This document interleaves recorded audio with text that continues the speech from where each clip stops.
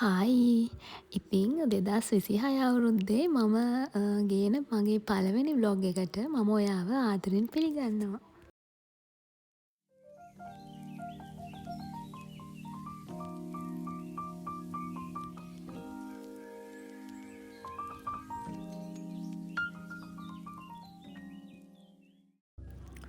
ඉතින් මම වෙනද විදිහටම අද දවස පටන් ගත්තේ මේ විදිහට පහන තියලා යාඥා කරලා. ඉතිං ඕගොල්ලෝ මගේ YouTube channel එකත් එක්ක එකතු වෙලා මගේ වීඩියෝස් බලලා මාව සබ්ස්ක්‍රයිබ් කරලා මට දෙන ආදරය වෙනුවෙන් මං ඕගොල්ලන්ට ගොඩාක් ස්තුතිවන්ත වෙනවා. thank you හැමෝටම. ඉතිං මගේ YouTube channel එක සබ්ස්ක්‍රයිබ් කරලා නැති අය සබස්ක්‍රයිබ් කරන්න. වීඩියෝ එකක් දාපු ගමන් එතකොට ඔයගලන්ට මගේ වීඩියෝස් බලන්න පුළුවනි. ඉතින් මම හිතනවා මේ අවුරුද්දෙත් ලස්සන හදවත් තියෙන ලස්සන යාළුවෝ ටිකක් මාත් එක්ක ආදරෙන් එකතු වෙයි කියලා.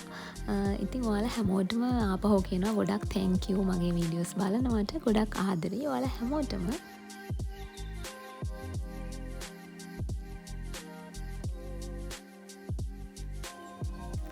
ඉතින් අද මේ හස්බනුයි මමයි මේ අපේ මේ චූටි කුකුව නෑව්වා. අම්මෝ මෙයා මේ ඉන්නේ නැහැ. මේ හස්බන් ඉන්න මෝනා මෙයාව නාවන්න.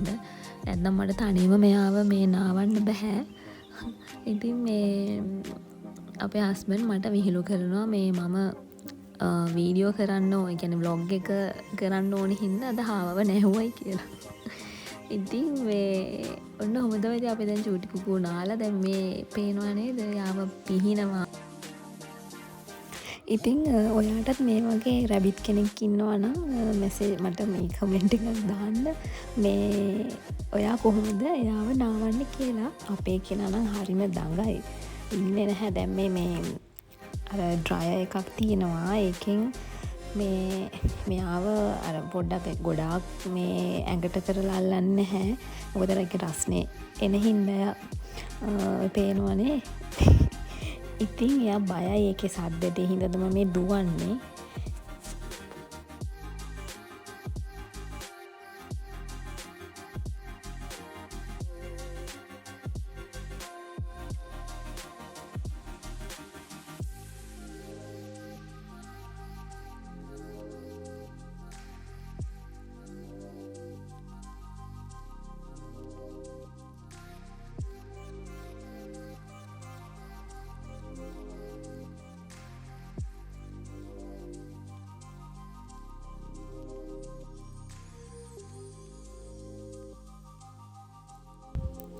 මෙයා ඉතින් දැන් අපේ ගෙදරම සමාජිකයෙක් වෙලා. ඉතින් මේ හරිම හීලයි. මේ අපිත් එක්කම තමයි උදේට නැගිට්ටත් මේ අපි නැගිටිනකම්ම මේ කාමරේ ඇඳ වටේ කැරකි කැරකි ඉන්නවා. එහෙම නැත්නම් ඇඳට නැගලා අපිව ඇහැරවනවා. ඉතින් මෙයාගේ එක එක වැඩ තියෙනවා. හරිම නෝටි. ඉතින් මේ ඔය දැන් අද නාලා හින්දා දැන් අද අපිත් එක්ක තරහින් ඉන්නේ ආව නෑවයි කියලා. ඉතින් මේ අද අපේ නැන්දා මට හදලා දෙනවා පරිප්පුයි නිවිතියි දාලා සුප් එකක්. මොකද මම ගිය දවස් ටිකේ ගොඩක් අසනීප වුණා. බලද්දී මගේ හිමොග්ලොබින් අඩු වෙලා තිබ්බා. ඉතින් මේ මම ගොඩක් වෙලාවට අහලා තියෙනවා දැන් මේ හිමොග්ලොබින් ප්‍රශ්න හැමෝටම තියෙනවයි කියලා. ඒ කියන්නේ හිමොග්ලොබින් අඩු වෙන ප්‍රශ්න. ඉතින් මම මේ රෙසිපි එක දැක්කේ වීඩියෝ එකකින්. මං ඊට පස්සේ ඒක අපේ නැන්දට කිව්වහම නැන්ද මට ඉතින් හදලා දෙනවා මේ නිවිති පරිප්පුයි දාලා සුප් එකක්. මේක ඔයගලන්ට කැමති විදිහට රසට හදාගන්න පුළුවනි.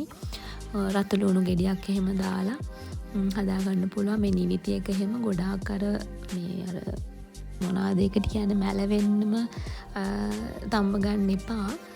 යාන්තම් තේරෙනවනේ නිකන් මේ කොළ පාට ගතිය තියෙද්දිම තමයි අපි මේක ලිප ඔෆ් කරන්න ඕනේ.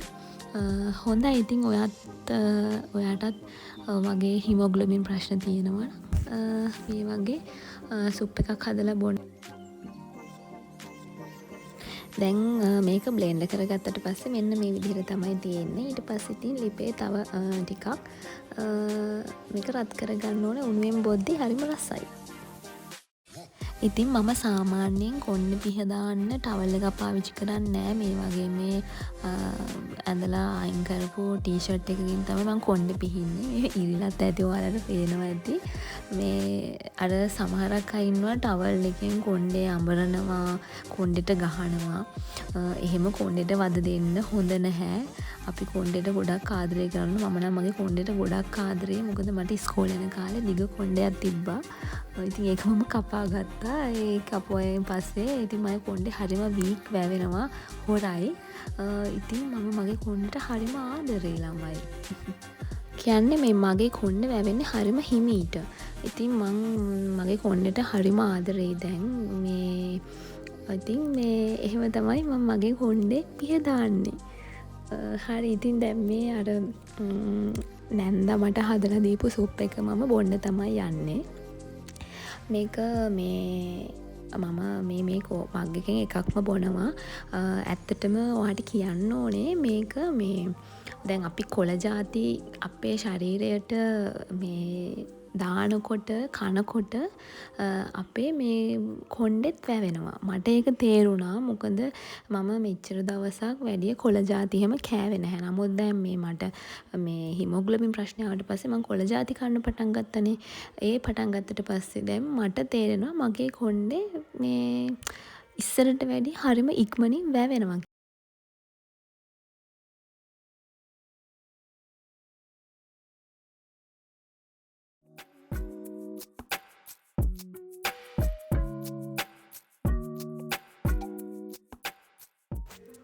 ඉතින් මටයි හස්බන්ඩ්ටයි වෙලාවක් හම්බෙන වෙලාවට චර්ච් එකට යන්න නම් අපි දෙන්න අමතක කරන්නේ නැහැ. අපි අමතක කරන්න හොඳ නැහැ. අපිට මේ හම්බෙලා තියෙන ජීවිතය වෙනුවෙන් හැම වෙලාවකම අපි අදහන දෙවියන්ට සහ මේ විශ්වයට ස්තුතිවන්ත වෙන්න ඕනේ. මොකද මනුෂ්‍ය ආත්මයක් ලැබෙන්නේ ඇත්තටම පිනකට. ඉතින් අපි අපිට ලැබිලා තියෙන දේවල් වෙනුවෙන් අපි මේ විශ්වයට සහ අපේ දෙවියන් වහන්සේට ස්තුතිවන්ත වෙන්න ඕනේ. මම ඔයාට චූටි දෙයක් කියන්නද? ඔයා හිතන් ඉන්නවා නම් මේ අවුරුද්දේ ඔයාගෙම කියලා පුංචි බිස්නස් එකක් පටන් ගන්න. එහෙම නැත්නම් අපි හිතමුකෝ YouTube channel එකක් පටන් ගන්න. social media පැත්තෙන් ඔයාගේ මොනවා හරි ටැලන්ට් පෙන්වන්න. මම නම් කියන්නේ හිත ඉන්න එපා. අදම පටන් ගන්න. අපි දෙයක් කරන්න කලින් හිතනවනේ නේ මේක පටන් ගත්තොත් හරියයිද? මොන වගේ ප්‍රතිඵලයක් හම්බ වෙයිද කියලා. ඔය ඉතින් එහෙම හිතනවා තමයි. නමුත් අපි කරන දේ හොඳ විදිහට කරනවා නම් සමාජයට හොඳ දෙයක් දෙනවා නම් ඇත්තටම අපිට කවදම හරි දවසක අපි කරපු බිස්නස් එක හෝ වේවා, අපි සෝෂල් මීඩියා පැත්තෙන් කරන දේ හෝ වේවා, අපිට කවදම හරි දවසක හොඳ රිසල්ට් එකක් හම්බ වෙනවා.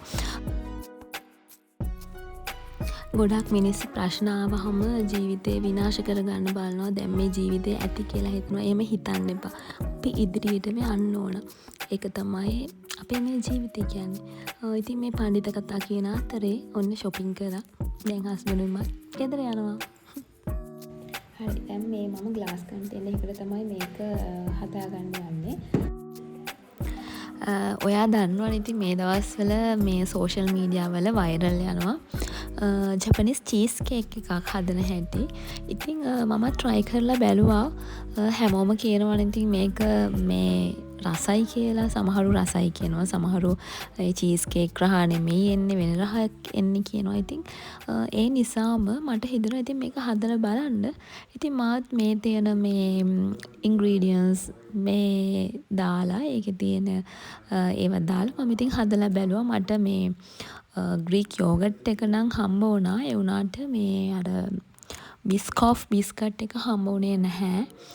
ඉතින් මම මේ අර අපේ ලංකාවේ තියෙන නයිස් බිස්කට්ුයි මේ ග්‍රීක් යෝගට් එකයි එතකොට ස්ට්‍රෝබෙරි ජෑම් එකයි දාලා තමයි මේක හදාගත්තේ. ඉතින් මේක රහයි. ඇත්තටම මේ වෙනම රහක් එන්නේ. උනාට ඉතින් අර ඔරිජිනල් චීස් කේක් රහ නම් එන්නේ නැහැ. අර අපේ මේ ග්‍රීක් යෝගට් එකේ ඇඹුල් රහයිනේ. ඉතින් ඒ ඇඹුල් රහට අර ජෑම් එක මික්ස් වුණාම බිස්කට් එක මික්ස් වුණාම අමුතුම ටේස්ට් එකක් තමයි ඒකේ එන්නේ. ඉතින් අර 10 දෙනෙක් මේක හැදලා බැලුවොතින් ඒගොල්ලන්ට අපේ දිවවල් වලට දැනෙන රස වෙනස්නේ. ඉතින් ඒ 10 දෙනාට 10 විදිහක රසයක් තමයි එන්නේ. ඉතින් මේ ඔයගොල්ලොත් හදලා බලන්න. රසයි. ඉතින් අමුතුම රහක් කියනවා අපිට ඔය අපේ ගෙදරට කවුරු හරි එද්දි එහෙම ඩෙසර්ට් එකක් විදිහට මේක හදලා දෙන්න පුළුවනේ. අපිටත් ඉතින් හදලා කන්න පුළුවන්.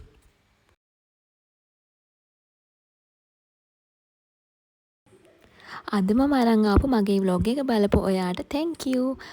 අදට මම ගිහින් එන්නම් එහෙනම්. තවත් ලස්සන ව්ලොග් එකක් අරන් එනකම් ඔයාලා හැමෝම සතුටින් පරිස්සමෙන් ඉන්න. බයි.